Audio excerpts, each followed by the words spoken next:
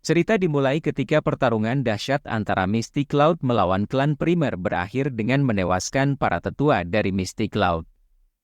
Xiao Yan yang lagi tengah-tengah berjalan bersama Hai Bodong, ia membicarakan mengenai rencana untuk kedepannya, untuk melawan sekte Mystic Cloud. Hai Bodong yang telah mempersiapkan rencana pertemuan kerajaan di ibu kota membuat Xiao Yan sangat berterima kasih karena telah merepotkannya. Namun Hai Bodong mempersoalkan satu hal yang harus diwaspadai untuk melawan Mystic Cloud, yaitu adanya pil King Guhe. Ia dijuluki Raja Pil dengan tingkatan alkemis tingkat 6. Hai Bodong berpikir jika King Guhe bergabung dengan Mystic Cloud, mereka akan semakin kuat, takutnya ia bisa merekrut lebih dari 5 master kekaisaran. Terlihat Yafei yang sedang sibuk dengan bawahannya. Pertemuan keduanya membuat Yafei salting ketika Xiao Yan yang tiba-tiba menatapnya dengan tatapan yang tidak seperti biasanya. Xiao Yan melihat Yafei mengingatkan peristiwa 3 tahun yang lalu di mana Yafei dan Hai Bodong telah membantu begitu keras dengan mempertaruhkan nyawanya terhadap Xiao Yan. Xiao Yan yang tidak lupa dengan jasanya mengatakan, "Kakak Yafei, apapun permintaan MU akan kulakukan. Meski ingin menjadi ratu akan aku lakukan." Namun Yafei tertawa dan mengatakan ia tidak tertarik ingin menjadi ratu, namun ia memperingatkan kepada Xiao Yan untuk berhati-hati dalam pertemuan dengan kekaisaran. Di saat itu pula, Xian dan Cailin muncul. Yafei dengan tatapan sinis melihat Cailin dan bertanya ke Xiao Yan, "Siapa dia?" Xiao Yan pun mengatakan, "Ia hanyalah teman." Yafei dengan perasaan mengejek, mengatakan bahwa Cailin yang sangat cantik. Pantas saja kau berada di sisi Xiao Yan. Xiao Yan pun heran sikap Yafei hari ini. Cailin yang merasa jengkel dan ingin pergi, berkata, "Untuk apa basa-basi di sini?" Xiao Yan melihat keduanya sangat aneh. Hai Bodong ingin menenangkan situasi dengan gercep berbicara kepada Yafei agar segera pergi ke rumah lelang karena sudah saatnya terbuka. Ketika Yafei hendak pergi, Yafei mengusap badan Xiao Yan sambil berkata untuk berhati-hati untuk negosiasi kali ini. Wajah Cailin seketika kesal dengan perasaan cemburu dan mengatakan, "Aku mau pergi sendirian saja." 炼药师公会，你自己去吧。 Xiao Yan heran dengan tingkah Cailin, katanya ingin bersama untuk pergi. Namun Hai Bodong menjawabnya, "Seperti biasa, cewek itu suka cemburu." Xiao Yan dan Hai Bodong pun segera ke tempat pertemuan, namun di tengah jalan, Hai Bodong menyuruh Xiao Yan duluan ke pertemuan kerajaan kekaisaran. Hai Bodong ingin menyiapkan sesuatu terlebih dahulu. Xiao Yan segera pergi sambil melihat sekeliling, terlihat seorang wanita dan kakek tua. Kakek tua itu adalah tetua Fu yang merupakan tetua guild alkemis. Mereka saling berebut bahan pil obat. Xiao Yan terkejut bahwa wanita cantik itu adalah teman lamanya yaitu Xiu Mei dan segera ke lokasi. Situasi di sana makin rumit. Tetua Fu yang sombong mengatakan, seperti biasa, bahwa perdagangan di sini ditentukan dengan harga yang tinggi. Ia pun ingin membeli bahan obat itu dengan harga 50.000 koin. "Jika kamu tidak menawarkan harga tinggi, maka aku yang akan mendapatkannya." Orang-orang terkejut ke wanita itu, beraninya bermacam-macam dengan tetua guild yang dimana ia adalah alkemis tingkat 5. Xiao Yan dengan lantang mengatakan, "Aku akan membelinya 100.000 koin." Xiao Mei terkejut kehadiran Xiao Yan. Tetua Fu yang tidak senang kehadiran Xiao Yan karena sok pahlawan di depan wanita, segera mengambil bahan obat tersebut. Namun apa yang terjadi? Xiao Yan menarik bahan obat tersebut dengan kekuatannya karena ia akan membayar dengan harga tinggi. Tetua Fu yang merasa terhina di depan semua orang, mengeluarkan auranya. Orang-orang melihatnya berpikir bahwa pemuda ini sangat berani menghadapi alkemis tingkat 5 dan juga ia adalah praktisi doang. Tetua Fu segera melancarkan serangan, namun segera ditepis dengan satu tangan oleh Xiao Yan. Tetua Fu terhempas. Ketika hendak bangun, Xiao Yan dengan kekuatan 3.000 petir langsung mencengkram leher Tetua Fu. Ia merasakan kesakitan. Di saat itu pula hadirnya Tetua Fama. Xiao Yan mengatakan ke Fama, "Jika Anda tidak datang, kemungkinan akan berkurang satu alkemis tingkat 5 di guild Anda." Tetua Fama menyambut Xiao Yan dan mengatakan bahwa masalah untuk saat ini akan segera diselesaikan.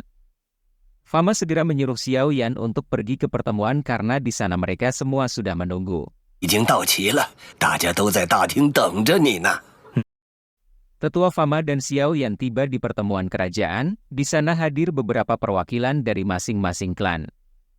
Jia Xingtian kaget dengan hadirnya Xiao Yan dengan kemampuan sangat luar biasa saat ini dalam 3 tahun lamanya. Xiao Yan membalasnya bahwa Jia Xingtian seperti biasanya sangat berwibawa. Dengan hadirnya Xiao Yan, Mu Chen mempersilahkan Xiao Yan untuk duduk dan segera membahas mengenai kondisi kerajaan. Xiao Yan pun mulai berbicara dan mengatakan bahwa pertemuan kali ini sudah pasti kalian mengerti apa yang akan dibahas pada pertemuan ini. Misty Cloud telah membasmi klan Xiao, ini adalah perseteruan darah dan harus dibalaskan. Aku tidak akan pasti berbelas kasihan. Namun untuk melawan Misty Cloud, bukan hanya keluarga Xiao namun menyangkut klan yang ada di kerajaan juga. Xiao Yan di sini mengajak untuk aliansi terhadap klan yang ada di kerajaan Jiama. Jia Lao menentang perkataan Xiao Yan bahwa Misty Cloud memang sangat kuat, namun tidak ada dampak langsung terhadap kami. Xiao Yan membalas bahwa ketika aku kembali ke sini melewati perbatasan hantu, kebetulan bertemu tetua sekte Misty Cloud yang ingin merebut posisi pemimpin. Jika mereka berhasil, kemungkinan kekuatan kekaisaran berada di tangan Misty Cloud.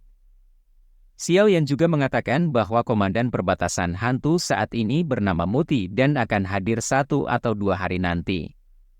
Berdasarkan ambisi dan kekuatan sekte Misty Cloud, mereka sedang menghancurkan keluarga kerajaan. Mau tidak mau kalian harus melawan Misty Cloud. Xiao Yan di sini ingin melawan Misty Cloud dengan sengit namun ia harus diangkat menjadi pemimpin terlebih dahulu. Pikiran semua orang yang ada pada pertemuan kali ini merasa bimbang kecuali Hai Bodong yang langsung setuju saja bahwa keluarga Miter akan membantu keluarga Xiao. Tiba-tiba keluarga Mu Chen bertani. Peluang win rate kemenangan melawan Yun Shan, Xiao Yan menjawab 50%. Lalu Jia Lao berkomentar bahwa pasukan Xiao Yan yang membawa banyak do uang itu tidak melampaui kekuatan Misty Cloud. Bukan hanya do uang namun Yun Shan sendiri saja sulit dihadapi. Xiao Yan tiba-tiba membunyikan tangannya, muncullah 3 praktisi master do uang. Tidak hanya itu, sesosok roh muncul dari cincin penyimpanan Xiao Yan, dan dia mengucapkan tentu saja ada Do Zong juga.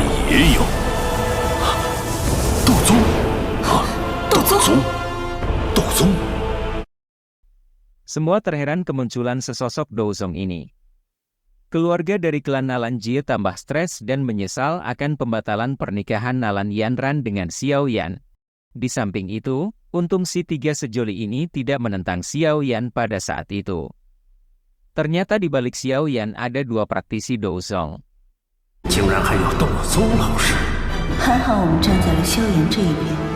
Do Zong itu adalah Yao Lao yang merupakan guru Xiao Yan. Seketika Yao Lao mengingatkan Fama di masa lalu tentang pengarahan bakat Fama yang bagus. Fama teringat momen itu kemudian langsung memberi hormat ke Yao Lao. Di sisi lain, Jia Lao mengungkapkan keheranan, siapa pria tua misterius ini. Yao Lao yang tidak ingin mengganggu pertemuan ini segera masuk ke cincin Xiao Yan. Kembali ke topik permasalahan, mereka semua duduk dengan tenang. Tetua Fama mengeluarkan suara bahwa guild alkemis akan membantu Xiao Yan melawan Misty Cloud karena Tuan Yao Lao adalah guru Xiao Yan. Di samping itu suara dari klan Mu angkat bicara bahwa ia akan membantu Xiao Yan juga. Yao Ye kemudian bertanya kepada Xiao Yan, kekuatan Xiao Yan saat ini sebanding dengan kekuatan Misty Cloud. Takutnya Xiao Yan akan menjadi harimau, yang akan membasmi klan yang ada di kerajaan ketika Misty Cloud telah hancur. Xiao Yan dengan tegas mengatakan, meski aku akan menjadi harimau ganas, aku berjanji kepada keluarga kerajaan, selama kalian tidak akan menyerang, aku tidak akan merembut kekuasaan. Xiao Yan juga menegaskan bahwa jika aku tidak bertindak takutnya keluarga kerajaan dalam beberapa bulan atau beberapa tahun akan dihancurkan oleh Misty Cloud. Jangan berpikir untuk memohon kepada kalian untuk bekerja sama. Jia Lao pun berbicara ke Xiao Yan bahwa Yao Ye masih muda, butuh pertimbangan, saya harap Xiao Yan tidak menyalahkannya. Di sini Jia Lao pun setuju untuk membantu Xiao Yan membantai sekte Misty Cloud. Nalanjie juga ikut membantu Xiao Yan. Seketika burung pembawa pesan Hai Bodong datang membawa berita bahwa pernikahan Yunyun dan Raja Pil Guhe segera diadakan. Berpindah ke Yunyun yang sedang bertapa, Yunyun bertemu dengan Raja Pil Guhe. Mereka membicarakan tentang pernikahan mereka, namun Yunyun menolak pernikahan tersebut karena Guhe hanya dianggap sebagai teman.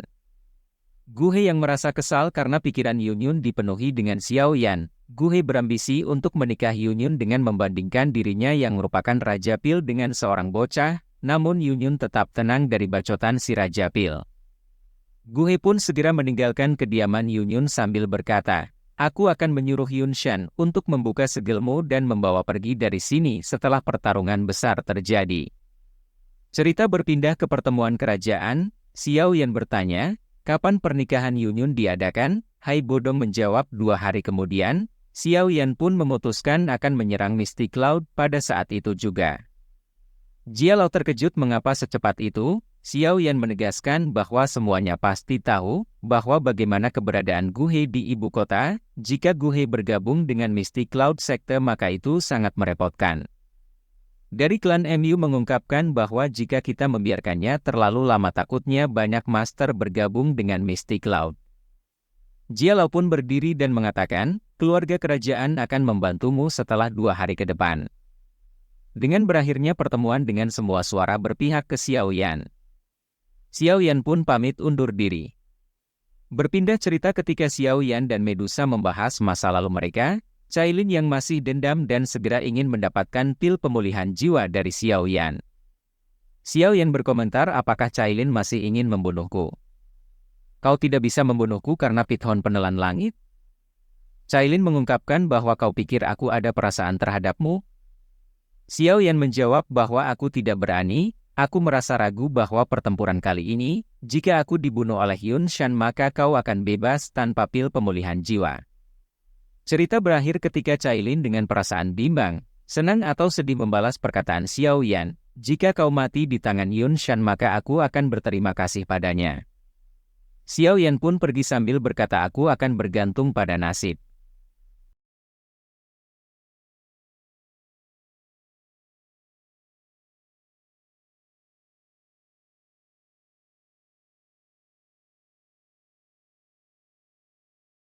Oke, sekian dari video kali ini, semoga terhibur guys. Jangan lupa untuk ikuti channel Mimin. Jangan lupa subscribe kawan agar Mimin tambah semangat, anjas kelas.